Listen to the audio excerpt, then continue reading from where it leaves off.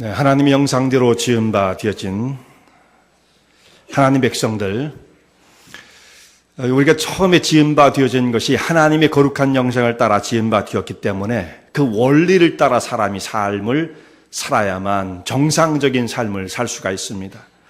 그런데 우리가 하나님을 알지 못한 채 하나님의 형상을 또 잃어버리고 살게 되어지면 그러면 좀 불행해진다 정도가 아니라 그런 사람들은 이 땅에 그야말로 허망한 일에 복종할 수밖에 없습니다. 그 앞에 나가서 무릎을 꿇게 되어집니다. 그래서 자기보다 조금 더 나은 사람을 보면 그런 사람 앞에서는 굉장한 열등감을 갖게 되어져요.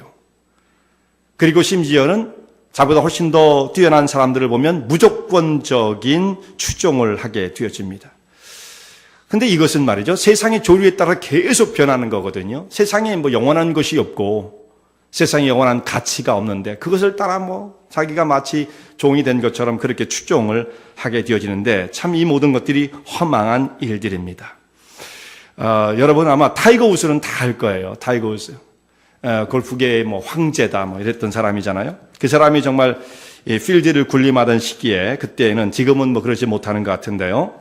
필드에 나타나서 걸어다니는 걸 보면 사람들이 그를 정말 보통 사람으로 우리와 똑같은 사람을 보질 않았어요. 정말 목을 맨 사람들이 너무나 많았습니다. 심지어는 그 사람을 거의 신처럼 여길 정도로 그 사람을 높였어요. 열광하는 팬 정도가 아니었던 것입니다. 그래서 제가 한번 TV를 보다가 그 광경을 봤는데 그 사람이 지나가니까 그 사람이 열성 팬이었겠죠. 막 일어나가지고 절을 하는 거예요. 절을. 그 사람 앞에서. 네. 단체로 남자들이 그렇게. 물론 그게 조금 코믹한 내용이 포함되어 있었겠습니다만은 그 사람에게 그렇게 할 이유가 무엇이 있었을까? 네. 자, 그 심령 속에 하나님이 주시는 하나님의 생명과 능력으로 채워지지 않은 사람들은 이 땅에 뭔가 허망한 일에 자기의 목을 걸 수밖에 없는 거예요. 허망하고 어리석은 일에 굴복을 당할 수밖에 없는 것입니다. 이런 일들은 과거나 지금이나 똑같이 일어납니다. 과거에도 이런 일들이 있었고 지금 2000년이 지나고 난 다음에도 똑같은 모습입니다. 그래서 지금 우리 안에 무엇이 있나? 여러분의 심령 속엔 지금 무엇이 있나? 내 영혼 속엔 지금 무엇이 자리 잡고 있는가? 이것을 다시 한번 신중하게 생각해 볼 수 있는 시간이 되기를 바랍니다.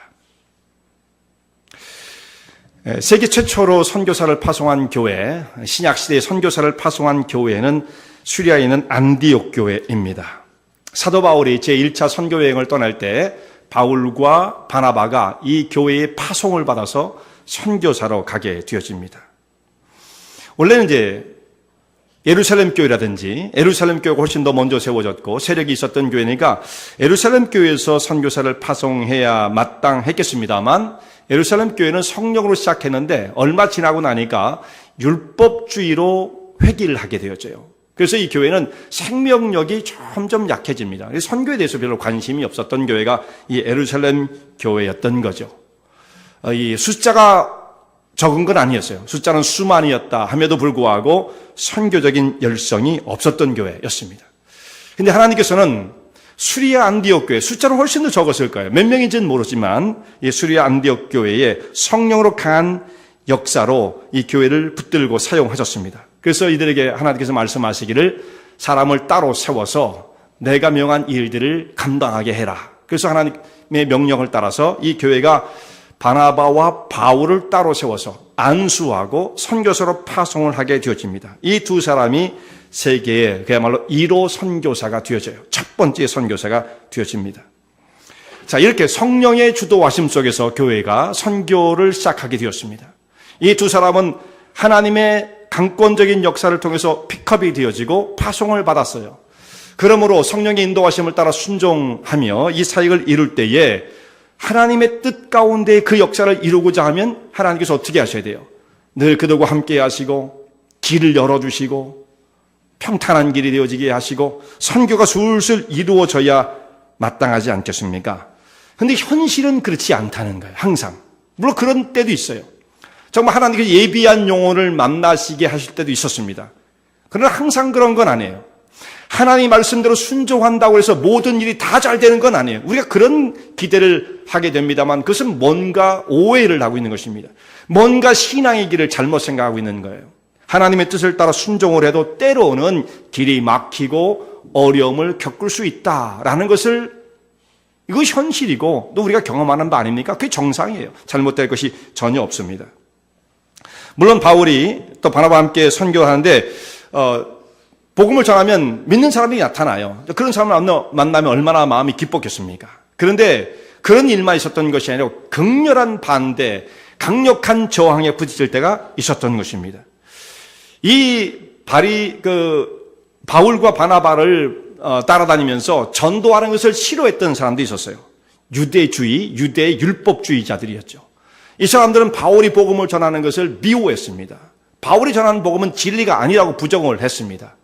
오직 십자가만을 의지해서 예수를 믿는다고, 그것 때문에 구원을 받는다고 한다면 그러면 우리는 뭐냐라는 거예요. 율법도 다 지켜야 되고 할례를 해야 되고 이렇게 믿는 것이 정상이지 저렇게 믿어가지고 어떻게 되겠느냐. 바울이 전하는 복음을 반대했던 사람들이 상당히 많았거든요. 그들이 다니면서 바울을 핍박을 했던 것입니다. 그래서 바울을 쫓아다니면서 핍박을 했어요. 쫓아다니면서. 그래서 한 번은 이고니온이라는 곳에서 바울이 복음을 전하는데 사람들이 바울이 전한 복음을 듣고 예수님을 믿기 시작하는 거예요. 복음을 받아들이기 시작합니다. 그러니까 그것을 지켜보고 있던 유대인들이 시기와 분노가 일어나서 자기들 힘만 갖고는 안 되겠으니까 옆에 있는 사람들을 충동해서 바울과 바나바를 돌로 치고자 했습니다. 그런 조짐이 일어나는 것을 바울이 알고 이고니온에서 도망을 할 수밖에 없었어요. 자, 선교사로서 하나님의 사역을 순종해서 이방 땅까지 가서 복음을 전하기 위해서 이렇게 헌신하고 수고하지만 이런 핍박과 반대를 만날 수 있는 거예요. 이걸 너무 이상한 일로 생각해서는 안 된다라는 말씀이죠. 그래서 바울과 바나바가 도망을 칩니다. 도망을 갔던 곳이 어디냐면 이고니온에서 떨어진 이 루스드라라는 곳으로 자리를 옮기게 되어지죠. 성경에도 분명히 그들 도망했다 이렇게 돼 있어요. 피신을 한 거죠. 그래서 오늘 말씀의 배경이 되어지는 루스라라는 곳으로 이 두 사람이 옮기게 되어집니다. 이고니온과 루스라는 한 30마일 조금 못 되는 거리에 서로 이제 놓여있던 도시였습니다. 이고니온과 루스라 이 두 도시가 속해 있는 이 지방을 루가오니아라고 이렇게 불렀는데요. 그 지방이라고 불렀어요. 이 지역은 당시에 공용어가 되었던 헬라어를 잘 모르는 사람들이 상당히 많았던 것으로 보여요. 그래서 자기들의 방언을 썼습니다. 원래 이 시대는요, 헬라어화가 이루어져가지고 어딜 가든지 헬라어만 쓰면 다 통용이 됐어요. 그만큼 이제 온 세계가 헬라 문화권 속에, 그리스 문화권 속에 다 포함이 되게 되었습니다. 그래서 바울이 이제 헬라어를 쓰면서 전도를 할 수가 있었던 거죠. 어느 지방을 가든 헬라어만 쓰면 다 의사소통을 할 수가 있었던 것입니다. 아마 이 사람들도 알아듣기는 했을 거예요. 알아듣기는. 그렇지만 헬라어를 자유롭게 구사하는 사람들은 아니었던 모양입니다. 여기 보면 루가오니아 방언을 쓰는 자들이라는 말씀이 나와요. 그들의 어떤 토속어를 쓰는 사람들이었죠. 이 루스라에 가서 복음을 전하는데 바울이 이제 복음을 전하는 곳의 이 상황을 보면 어떤 광장이었어요. 광장에서 복음을 전하는데 거기에 바울이 전하는 말씀을 유심히 듣는 사람이 하나 있었습니다. 유심히 듣는 사람. 지금도 여러분이 좀 유심히 들으셔야 돼요. 가만히 들으시면 안 되고. 유심히 듣는 사람이 있었어요. 그 유심히 듣는 사람이, 그 사람이 어떤 사람이냐면 안진뱅이로서 한 번도 일어나서 걸어본 적이 없는 사람이었습니다. 그렇다고 한다면 이 사람의 신분이 어땠겠어요? 그 사람은 자기 스스로 일을 해서 자기 생계를 꾸릴 수 있는 사람은 아니었을 것입니다. 이 당시에는 사회가 더 그랬죠. 거의 다 육체 노동을 해야만 먹고 살 수 있는 시대였죠. 지금같이 무슨 이렇게 경영을 하고 사무를 하고 이렇게 할 수 있는 시대가 아니었단 말씀이에요. 이렇게 핸디캡을 가지고 있었으면 이 사람은 거의 다른 사람의 동정에 의해서 생존할 수밖에 없는 사람이었을 것입니다. 구걸을 했겠죠. 그러니까 이날도 걸을 수 없는 사람이니까 누군가가 이 사람을 데려다가 한 골목에 데려다 오면 거기서 지나가는 사람들에게 구걸을 해서 먹고 사는 사람이었어요. 오늘 여기도 그런 모습으로 앉아 있었을 것입니다. 이제 사도 바울이 와서 누군지 몰랐겠죠. 어떤 사람이 와서 말씀을 전하는 거예요. 그런데 그 바울이 전한 말씀에 이 사람이 빨려들어가기 시작하는 거예요. 헬라어를 조금은 알아들었던 모양이죠. 그 말씀을 빨려 들어갑니다. 말씀을 전하고 있는데 어떤 한편에서 정말 말씀을 흡입하는 사람처럼 느껴지는 한 사람이 있는 거예요. 그런 사람이 있는 겁니다. 말씀을 전하다 보면 흡입하는 어떤 사람 밀쳐내는 이런 게 다 느껴지는 거예요. 아무런 또 관심도 없는 다 느껴지는 거예요. 바울이 그것을 깨닫게 되었던 거죠. 그래서 그 속에 구원 얻을 만한 믿음이 있는 것을 깨닫게 되었습니다. 무엇을 통해서 알았겠어요? 그 말씀을 듣고자 하는, 정말 스폰지처럼 그 말씀을 듣고자 하는 이런 간절한 마음을 사도 바울이 읽었을 것입니다. 그리고 성령의 깨우치심이 있었겠죠. 저 사람에게 정말 어떤 그런 믿음의 역사가 일어나고 있다라는 것을 성령께서 사도 바울의 심령 속에 알게 해 주셨을 것입니다. 짧은 시간이었어요. 이게 여러분 노방전도를 통해서 사람이 그 말씀을 듣고 회심을 해서 돌아온다는 건 대단히 어려운 일이잖아요. 그런데 그런 일이 이 가운데 벌어졌던 것입니다. 순간에 그 사람의 마음과 영혼의 문이 열리게 되었던 것입니다. 그만큼 그 사람은 하나님 말씀을 향한 갈급한 영혼을 갖고 있었던 거예요. 심령이 가난한 자였던 거죠. 정말 이런 사람이 복이 있는 것입니다. 예수님께서 말씀하셨습니다. 팔복 중에 가장 먼저 나오는 복이 심령이 가난한 자는 복이 있나니. 사람이 잘 살고 부유하고 지위가 있고 교육을 많이 받고 그렇다고 해서 그런 사람이 복이 있나니 그런 거 아닙니다. 예수님께서 말씀하신 바는 심령이 가난한 자는 복이 있나니 천국이 저희 것입니다. 정말 이 사람을 두고 하신 말씀처럼 보일 정도죠. 영혼의 갈급함을 가지고 하나님의 은혜를 갈구하는 이 사람이 복이 있는 거예요. 우리는 정말 이 땅에서 좀 살만합니다. 지금 굶어 죽는 사람 없어요. 다 살만해요. 그러니까 영혼에 대한 갈급함이 없어요. 아무리 다른 것은 조건들이 다 만족하다 할지라도 영혼 속에 있는 갈급함은 있어야 되는 거예요. 우리 먹고 사는 문제 해결하기 위해서 그거 위해서 사는 것이 다는 아니지 않습니까? 하나님 말씀을 향한 은혜를 향한 사모하는 갈급한 영혼을 가진 자, 그 사람이 복된 자죠. 바울이 그 사람의 영혼을 보니까 그런 상태예요. 그래서 그 사람을 향해서 소리를 칩니다. 내 발로 일어서라. 그 말을 하니까 이 사람이 한 번도 일어나서 걸어본 적이 없었던 사람인데 바울이 말하는 그 말, 그러니까 바울이 무조건 사람에게 일어나 걸어라 그러면 다 일어나는 건 아니에요. 그런 영적인 준비와 그 하나님의 역사하심이 그 속에서 이것이 움직이고 있어야 그 현장 속에서 벌어지는 것이지 그냥 일어나라 하면 일어나고 그런 거 아니지 않습니까? 그 속에 구원받을 만한 믿음이 있는 것을 확인하고 이 말을 했더니 그 사람이 벌떡 뛰어 일어났다. 그렇게 돼 있어요. 뛰어 일어났다. 점프를 했습니다. 자, 이 광경을 그 사람 혼자 경험한 것이 아니라 그 주변에 있던 사람들이 다 이 모습을 목격하게 되어집니다. 다 깜짝 놀랐어요. 그래서 이 사람들이 막 자기들끼리 서로 얘기를 하는 겁니다. 여기 보면 루가오니아 방언으로 서로 말하되 막 떠들었어요. 신들이 사람의 모양을 우리 가운데 내려오셨다. 그렇게 떠들게 되어집니다. 여기 소리를 지르는 거예요. 그러면서 이제 바나바를 스스라고 얘기를 하고 바울은 허메라고 불렀다. 오늘 성경 보면 그렇게 되어 있죠. 스스가 누구냐면 제우스 신이에요. 제우스 신. 이 제우스 신은 그리스 사람들이 최고의 신으로 섬기는 신이 제우스입니다. 제우스 신. 그리고 그 옆에 있는 사람은 허메라고 그랬는데 이 제우스 신은 직접 말하지 않고요. 말을 할 때 이 허메를 시키는 거예요. 그러면 그 신의 뜻을 전달하는 신이에요. 이 허메가. 그러니까 옆에 있는 그 신이 이 바울이 그 역할을 하는 것으로 사람이 생각한 겁니다. 바울이 막 와서 복음을 전하니까 저 사람은 이 옆에 있는 분의 그 제우스의 뜻을 전달하는 허메인 모양이다. 그러니까 제우스와 허메가 같이 우리 가운데 강림을 했다. 이렇게 생각을 했던 것입니다. 이때 바울이 복음을 전했던 그 자리가 광장이었을 터인데요. 과거에 그 도시에 가보면 지금 유럽 도시들이 대부분 오래된 도시는 다 그렇게 돼 있어요. 시내 한복판에 광장이 있습니다. 그러면 사람들이 거기에 도시 사람들이 다 그게 뭐예요? 무슨 공공 행사가 있다든지 혹은 재판이 있다든지 처형이 있다든지 그러면 그 시내 한복판에 그 광장에 모이게끔 돼 있었던 거죠. 이 그리스 문화에 속했던 사람들의 그 도시가 다 그런 식이에요. 그래서 여기에도 광장이 있고 거기 옆에는 뭐가 있냐면 항상 신전이 있어요. 그들이 섬기는 신을 모셔놓고 있는 그 템플이 있었던 것입니다. 바울도 아마 여기서 가까운 그 광장 모퉁에서 말씀을 전하고 있었을 것입니다.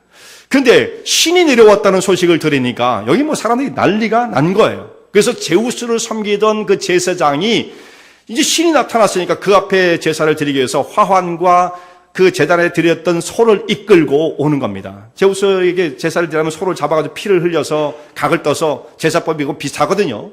그런 식으로 제사를 드렸는데 그 제사를 드리기 위해서 소를 끌고 오는 거예요. 바울과 바나바의 제사를 드리겠다라는 것입니다. 여기 얼마나 많은 사람들이 살아있는 신 앞에, 이제 돌 앞에 절하고 그 제사를 하는 것이 아니라 살아있는 신 앞에 제사하기 위해서 다 달려오게 되었습니다. 바울과 바나바가 얼마나 깜짝 놀랐겠어요. 자기들 앞에 와서 무릎을 꿇고 막 소를 막 잡으려고 그러는 겁니다, 지금. 이게 얼마나 정말 무시무시한 광경입니까? 자기들을 신으로 알아본 거죠. 그러니까 이 사람들이 먼저 방언을 말할 때, 여기 루가오니아 방언으로 말을 할 때 신이 우리 가운데 임하셨다, 쓰쓰다, 험해다 할 때 그 말 아마 못 알아들었던 모양이죠. 그때는 그냥 가만히 퇴연히 있었는데 진행되는 모습을 보니까 제사장이 달려오고 짐승을 가져오고 사람들이 모이기 시작하는데 우리에게 절을 하고 경배를 하려고 그러는구나. 깜짝 놀라게 되었던 것입니다. 그래서 바울이 그들 앞에 뛰어들어서, 이제 이게 격리가 되어 있는, 우리 바울과 바나바는 좀 떨어져 있었겠지만 그 앞에 달려나가가지고 사람들 앞에 우리가 당신과 똑같은 사람이다, 우리는 신이 아니다, 그렇게 옷을 찢고 무리에 뛰어들어서 제사를 만류하게 되어집니다. 우리가 여기 온 것은 지금 당신들이 하는 것처럼 있을 데 없는 이 허망한 일을 하지 못하게 하기 위하여, 하나님을 알게 하고 오직 경배를 받으셔야 할 전능하신 하나님을 알게 하기 위하여 내가 여기에 찾아왔다, 이 일 하지 못하게 하기 위해서 왔다, 이제 그런 말씀을 전하게 되어지는 거예요. 온 천지 모든 만물은 제우스가 지은 것이 아니고 천지 모든 만물을 지으신 하나님이 계신데, 천지와 땅과 바다를 다 지으시고 그 가운데 있는 모든 것을 지으시고, 그 하나님은 이 세상을 떠나신 분이 아니라 그 하나님은 오늘날 우리까지, 지금 바울이 전하는 말씀 속에 그런 것이 들어있어요. 오늘 우리의 모든 삶을 돌보고 계시는데, 믿는 자든 믿지 않는 자든, 여러분, 하나님께서 믿는 자만 돌보시는 건 아니에요. 믿지 않는 자도 돌보십니다. 어떻게 해요? 햇빛도 주시고 단비도 주시고 먹을 것을 주시고, 안 믿는다고 다 그냥 어떻게 되는 거 아니잖아요. 벼락 맞는 거 아니고요. 다 멸망하는 거 아닙니다. 다 하나님께서 그들을 국률로서 돌보신다라고 말씀하시는 거예요. 그리고 믿음의 세계로 그들을 인도하시고자 하시는 것이지, 안 믿는다고 무조건 다 저주를 내려버리시고 그러시는 건 아니라고요. 그들을 믿게끔 하시고자 오늘 참고 기다리고 계시는 거죠. 자, 오늘 우리에게 이처럼 은혜를 베푸시고 먹을 것을 제공해 주시고 우리에게 기쁨을 주시는 분이시다. 그분이 하나님이시다. 그분을 섬겨야 한다라고 복음을 전하게 되었던 것입니다. 자, 이 사람들은 하나님을 알지 못한 사람들, 정말 허망한 일에 무릎을 꿇는 자들이었습니다. 자신들 앞에 뭔가 신기한 일이 벌어지자 안진뱅이가 벌떡 일어나는 그 모습을 바라보자 그 일을 일으킨 바울과 바나바에게 가서 경배의 무릎을 꿇고자 했던 것입니다. 어떤 현상이 벌어지면 그 속에 왜, 어떤 의미가 진행되고 있는지 그 속을 파헤쳐야 되는데, 그건 모르고 사람들이 겉에 있는 현상만 보게 되어지는 거죠. 와, 엄청난 일이 벌어졌구나. 그냥 사람이 몰려가는 거예요. 이게 군중심리라는 거죠. 무서운 것입니다, 그것이. 근데 왜 이런 일이 벌어지느냐 하면 그 속에 하나님을 알지 못하면 이런 일들은 늘 벌어지는 것입니다. 하나님을 모르기 때문에 헛된 일, 허망한 일에 매달릴 수밖에 없는 거예요. 바울도 그걸 지적했어요. 이 헛된 일을 하지 못하게 하기 위하여 내가 너희에게 찾아왔다라고 말씀하고 있는 것입니다.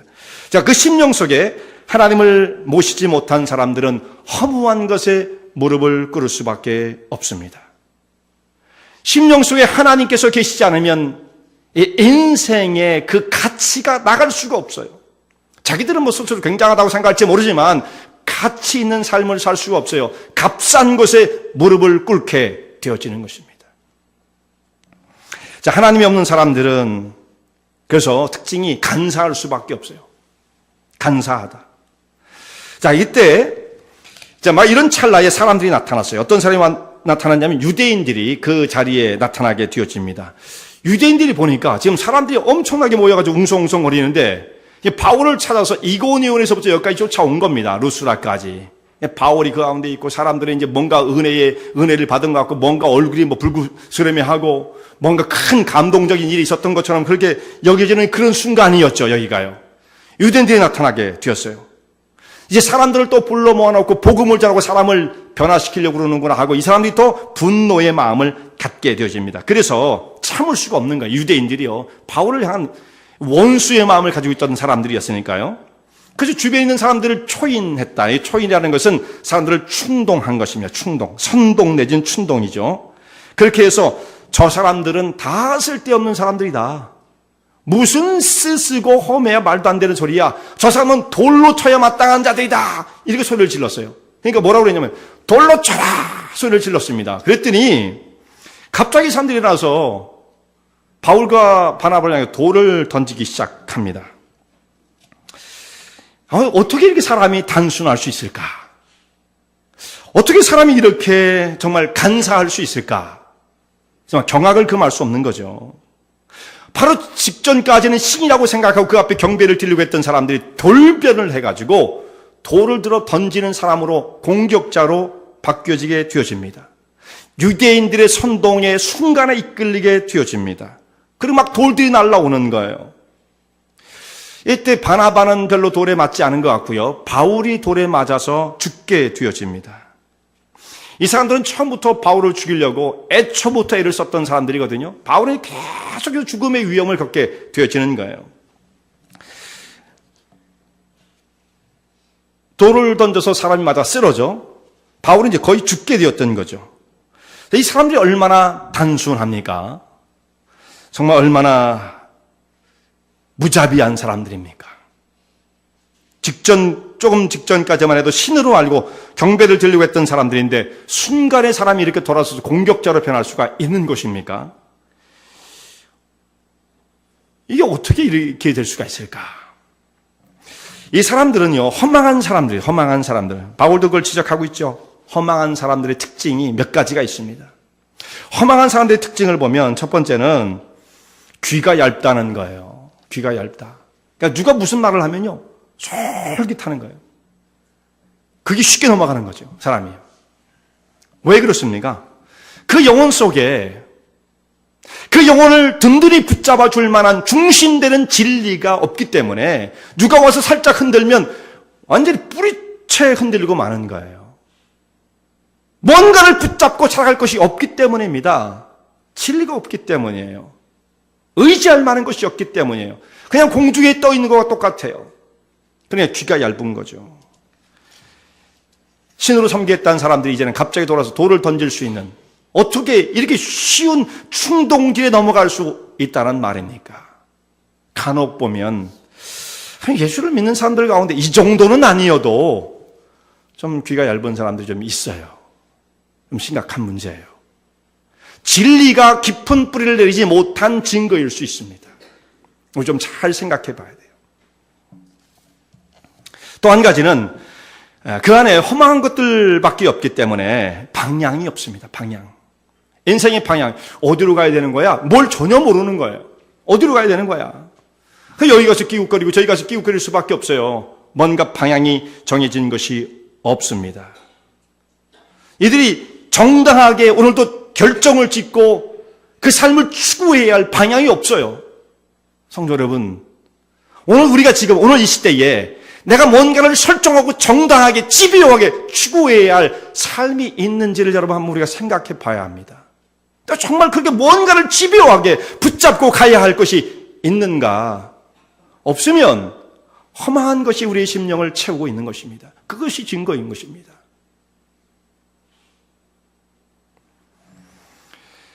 인생의 방향이 없는 거죠. 뭐가 뭔지 하나도 모르겠는 거예요. 헷갈리는 겁니다. 또 한 가지는 이런 사람들은 이 가치 체계가 잡혀 있지 않아요. 허망한 것들 때문에 가치 체계가 잡혀 있지 않아요. 이게 무슨 말이냐면 허망한 것으로 우상과 우상 숭배의 삶에 쩌든 사람들의 그 모습은 어떤 윤리의 체계, 가치가 무엇인지를 모르는 거예요. 무엇이 고상한 삶인지, 무엇이 가치 있는 삶인지, 무엇이 정당한 삶인지 이것이 없어요. 가치 체계가 없어요. 그냥 나한테 오늘 느껴지는 대로, 흥이 나는 대로, 기분 나는 대로 그렇게 살 수밖에 없는 것입니다. 자, 이것은 루스라의 2000년 전에 살았던 루스라 도시에 살던 그 사람들뿐만 아니라 오늘 시대에도 우리가 똑같이 이런 혼란과 허망함 가운데 빠질 수가 있다는 것. 그렇게 되어지면 누군가 뭐라 그러면 우르르하게 몰려들죠. 그냥 군중심이 무서운 것입니다. 무서운 거. 마치 그게 무슨 큰 진리가 있는 것처럼 무서운 것입니다. 근데 여기 대조적인 사람이 있죠. 사도 바울입니다. 바울은 이들이 던진 돌을 맞아 죽게 되었어요. 사람들이 바울이 죽은 줄로 알고 완전 숨이 딱 끊어지지는 않았던 모양이죠. 근데 사람들은 그를 죽은 줄로 여겼습니다. 그래서 그를 질질 끌어다가 바울이 직접 걸어 나간 게 아니에요. 사람이 끌어다가 성 밖으로 내쳤다 그랬습니다. 성 밖에 집어 던진 것입니다. 고린도후서 11장에 사도 바울이 당한 고난에 대해서 쭉 말씀을 하는 가운데 거기에 매 맞은 거 유대인의 40에 하나 감한 매를 5번 맞았다. 태장에 맞았다. 3번 맞았죠. 돌에 1번 맞았다는 말씀이 나와요. 거기 보면요. 이 사건을 말하는 거죠. 돌에 사람이 맞아 죽는 엄청난 잔인한 형벌이죠. 이것을 바울이 경험을 하게 되었던 것입니다. 자, 사람들이 주먹만한 돌을 들고 와가지고요. 그것을 사람이 죽을 때까지 던지는 거예요. 근데 그걸 맞아서 사람이 죽는 것입니다. 잔인한 형벌이죠. 잔인한 형벌. 이게 사형이에요. 사형. 사형이 뭐냐면 이제 사람을 죽일 때 그걸 사형이라고 그러죠. 그런 그 사자 말고 이게 사사로 이루어지는 형이기 때문에 또한 사형입니다. 그건 죽을 사자가 아니죠. 사사로울 때 그 사사로울 사자인데 이건 사람들이 법정에 가는 것도 아니잖아요. 사람들을 충동질 해가지고 저놈 죽여라. 그럼 돌 들어 막 던지는 거예요. 이게 아주 2000년 전에 그 무시무시한 세대에 일어났던 일들이죠. 우리가 그때 안 태어난 게 참 다행이에요. 예. 이런 일들이 그냥 걸리면 누구한테 걸릴지 모르지만 이런 일들이 그냥 당하는 겁니다. 린치를 당하는 거죠. 근데 그것이 죽는 거예요. 사람들이 돌을 던지면 돌이 어디에 가리고 던져지겠습니까? 머리에도 맞고 얼굴에도 맞고 몸에도 맞고 그러면 머리가 터지고 피가 흐르고 온 몸이 만신창이가 되어줄 수밖에 없는 거죠. 정말 십자가 다음으로 잔인한 형벌처럼 느껴집니다. 사람들이 바울이 죽은 줄 알고 성 밖으로 내다 던졌는데 바울이 거기서 죽질 않고 일어났어요. 사람들이 들어와서 이게 둘러서가지고 이렇게 보고 있는데 바울이 죽은 줄 알고 숨도 안 쉬고 있는 것처럼 느껴졌는데 가만히 좀 있다가 깨어나더니 그냥 툭툭 털고 일어나는 거예요. 여기 물론 피가 흐르고 사람의 몰골이라는 것은 이건 죽다 살아난 사람이니까 말할 수 없었겠지만 그가 살아났습니다. 일어났어요. 털고 일어났습니다. 그리고 이제 어디를 가요? 이 사람이 어디를 갑니까? 오늘 말씀 보면 바로 일어나자마자 어디를 향해서 갑니까? 다시 루스드라 성으로 향해서 들어가게 되었습니다. 성으로 들어가요. 지금 돌에 맞아 죽을 뻔했던, 죽었던 거지요. 그 성을 향해서 바울이 다시금 일어나 들어가게 되었습니다. 어떻게 이럴 수가 있어요? 그는 태어납니다. 죽음의 사선을 넘은 사람이 너무도 태어납니다. 아무 일도 없었던 것처럼 여깁니다. 대수로운 일이 아니었습니다. 아마 보통 사람들 같으면 그 성을 쳐다도 보고 싶지 않을 거예요. 치가 떨린다 이러지 않았겠어요? 우리는 그런 말을 쓰잖아요. 한국에서 군대를 복무한 사람들이 군대에서 아주 고생을 한 사람, 대부분 다 고생을 하지만 고생한 사람은 그쪽을 쳐다도 보고 싶지 않다 그런 말을 하잖아요. 정말 그런 사람이 하나 있더라고요. 한국에서 전방에서 매일 눈만 치우다가 눈 치우다가 딱 제대를 했어요. 제대하자마자 시카고로 왔어요. 그 사람이. 자기 눈이 제일 싫대. 눈만 보면 짜증이 난대. 근데 내가 어떻게 해서 시카고로 왔는지 겨울에 그런 얘기 제가 들은 바가 있었어요. 그냥 눈만 보면 그냥 정신이 혼미해진다고. 이마만큼 치를 떠는. 그래도 그거 사실 별거 아니잖아요. 예, 사도 바울에 비하면. 근데 바울은 이런 일을 겪었음에도 불구하고 태연하게 성으로 들어갑니다. 변함이 없어요. 그 앞에 요동쳤던 사람들과 너무 대조적이잖아요. 그를 신이라고 여기고 스스라고 여기고 그 앞에 와서 제사를 하고 제물을 끌고 오고 이랬던 사람들이 돌변을 해서 돌을 들어 사람을 쳐 죽이려고 했던 사람들과 비하면 바울은 어떻게 해서 그 일을 다 당한 사람인데 이토록 태어날 수가 있습니까? 너무 대조적이잖아요. 한쪽은 너무나 극단을 오고 가는 사람들이고 극과 막 그걸 오고 가는 거죠. 죽여라!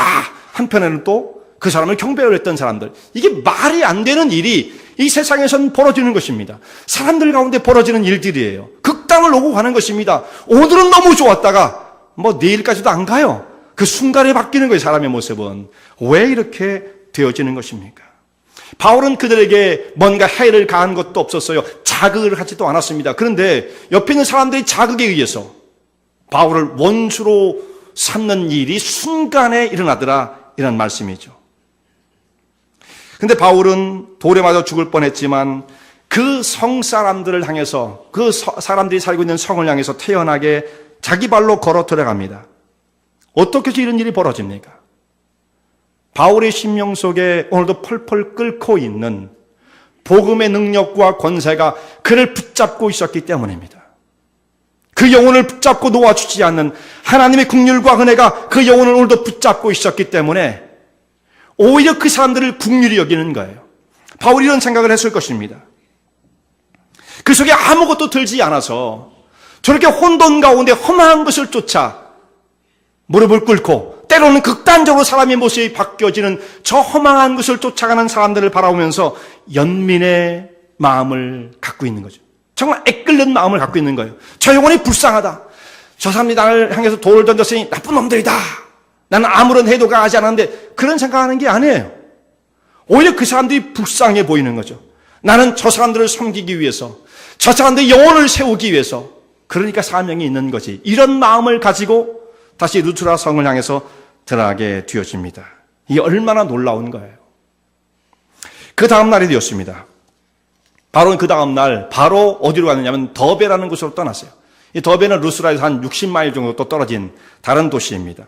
바로 그 이튿날 선교 사역을 위해서 그 길을 떠나게 되어집니다. 자, 돌에 맞아 죽게 되었던 사람이었어요. 그러면 후유증이 있었겠죠. 여기저기 터지고 상처가 나고 쑤시고 아프고 그랬던 사람 아니겠습니까? 온 몸이 이건 볼 수가 없었겠죠. 그런데 바울은 그 다음날 쉬지를 않습니다. 낙심하지 않아요.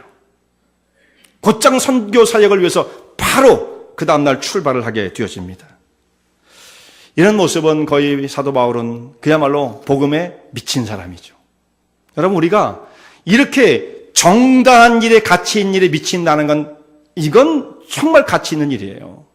사람 다 대부분 뭔가 하나쯤은 미쳐 있지요. 뭔가 하나쯤은 우리가. 대부분 많은 사람들이, 하나님을 알지 못하는 사람은 거의 대부분이 뭔가 가치 없는 일에, 자기 영혼을 지배하는 뭔가에 미쳐 있는 것입니다. 그러지 않고는 살 수가 없는 거예요, 사람이요. 보링에서도 못 살고요. 뭔가 하나가 나를 붙잡고 있습니다. 근데 바울은 어떻게 됐어요? 하나님의 복음을 전하는 이 일에 거의 정말 미치다시피 매달리게 되어집니다. 주변에 있는 사람들이 바울을 볼 때 미쳤다는 소리를 그래서 자주 했던 거예요. 바울아, 너의 지식이 너를 미치게 하는도다. 이런 말씀이 사도행전 26장에 나오죠. 베스도 총독이 바울을 보면서 너 미쳤다, 이런 얘기를 했어요. 주변 사람들이 바울 보고 미쳤다는 소리를 많이 하니까 바울이 고린도후서 5장을 쓰면서 이런 말을 합니다. 내가 미쳤다는 소리를 많이 들었는데, 고백을 하는 거예요. 내가 미쳤다는 소리를 많이 들었는데 내가 미쳤어도, 내가 만에 미쳤어도 하나님을 위한 것이고 정말 하나님 나라를 위한 그 영광을 위해서 거의 미친 마음을 가지고 있었던 거죠. 그러나 내가 사실상 그런 것은 아니고 온전한 마음을 갖고 있는데 이것은 너희를 위한 것이다. 내가 미쳤다는 것은 하나님 나라를 향해서 미친 거지 내가 저정신이 아닌 건 아니다. 이런 말씀을 고린도후서 5장 13절에 하고 있습니다. 바울이 어떻게 해서 이런 삶을 계속해서 살아갈 수 있었겠습니까? 지금 자신이 하나님의 은혜를 알지 못했다고 한다면 나도 여전히 저 사람들처럼 똑같이 살았을 터인데 그런 거죠.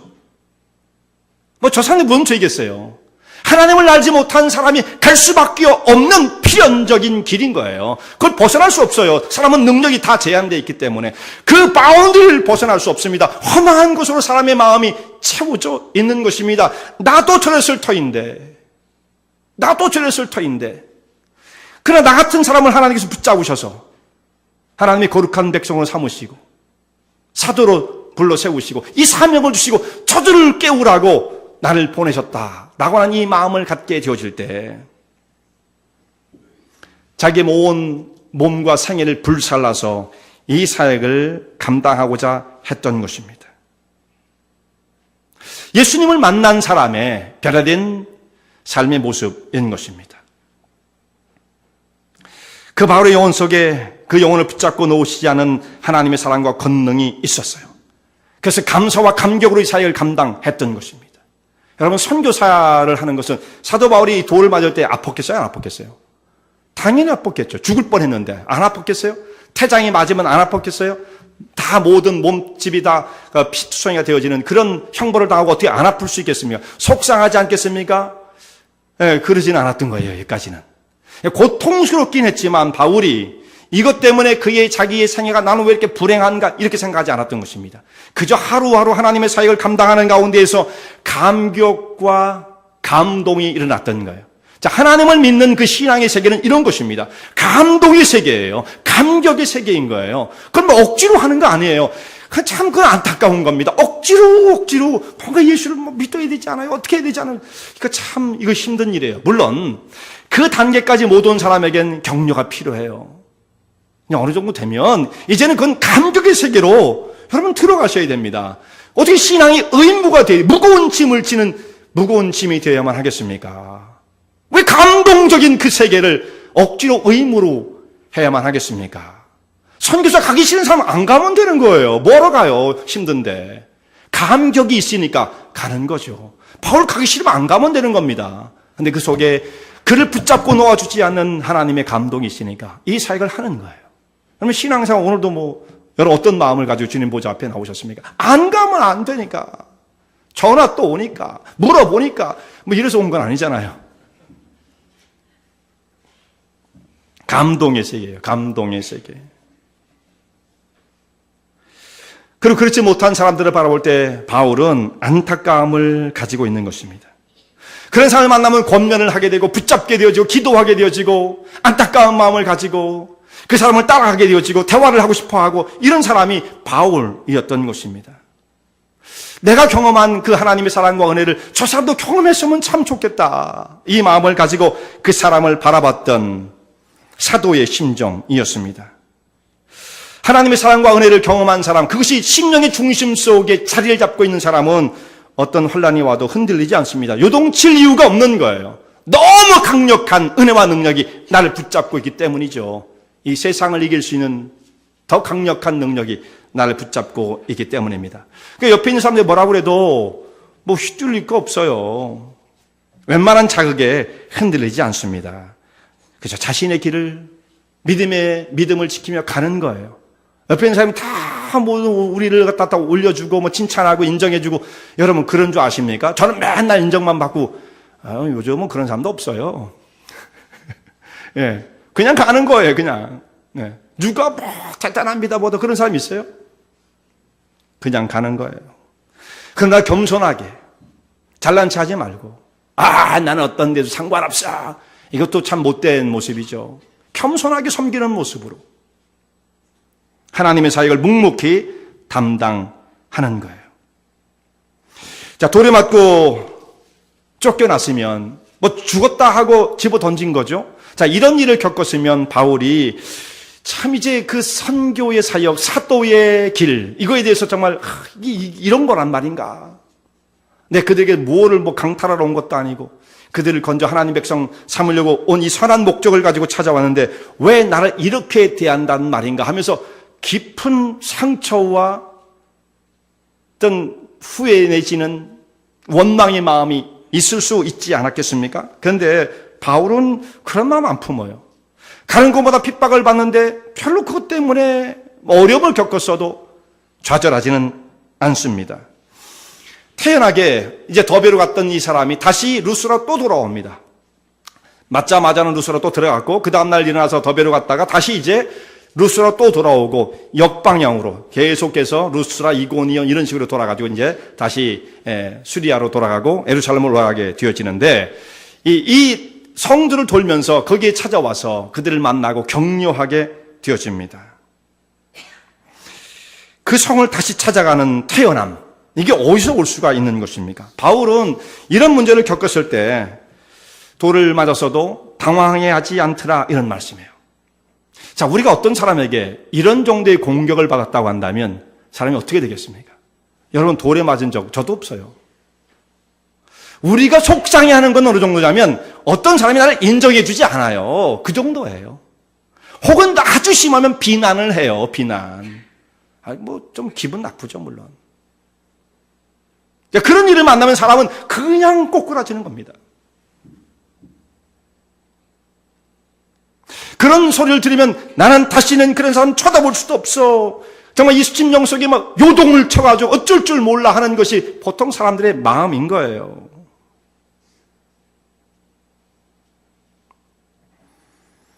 근데 그것은 무엇을 의미하느냐면 내가 아직도 예수 그리스도의 생명의 복음으로 내 심령의 중심이 든든히 붙잡혀 있지 못하구나라는 것을 깨우쳐주는 반증인 것입니다. 어떤 사람에겐 조그만 소리 하나를 못해요. 저희들 완벽하겠어요? 저는 뭐 신앙생활 아주 잘하는 사람입니까? 다 문제가 있어요. 그러니까 우리는 결국은 그것을 수정하면서 방향을 수정해가면서 믿음의 길을 향해 진리의 길을 향해서 가야 되는 사람들입니다. 완성된 자가 누가 있겠어요? 근데 우리 성도님 이렇게 좀 하면 참 좋겠다고 그걸 뭐 이렇게 좀 해요. 왜 그렇게? 이렇게 못하죠. 절대로 그렇게 안 합니다. 성도님 제가 신중히 기도하면서 생각해 보니까 이렇게 했으면 참 좋을 것 같은데 제발 좀 들어주세요. 이런 식으로 그렇게 얘기하잖아요. 그래도 그런 얘기를 들으면 뭐라고 그래요? 다 기분 나빠해요. 왜 사람의 살아가는 일에 왜 간섭을 합니까? 왜 저한테 프레셔를 줍니까? 뭐 이러면서 싫어해요. 여러분 그게 신앙의 길입니까? 그게? 만약에 그렇다고 한다면 자기 스스로는 자기가 완성된 사람을 느끼는 거예요. 그럴 수는 없어요. 우리는 계속 하나님 앞에서 바뀌고 깨어지고 변화되어서 믿음의 길을 향해서 정상을 향해서 가는 자들이지 여기 완성된 사람이 누가 있습니까? 근데 조그만 이야기를 못합니다. 그럼 뭡니까? 이건 신앙생활이 다 완성된 사람이 자기 만족을 위해서 신앙생활하는 게 아니지 않습니까? 오늘 여기서 우리는 깨어지고 하나님의 손길 가운데 다시금 세워져서 빚어져서 새롭게 세워져야 할 사람들이 아니겠습니까?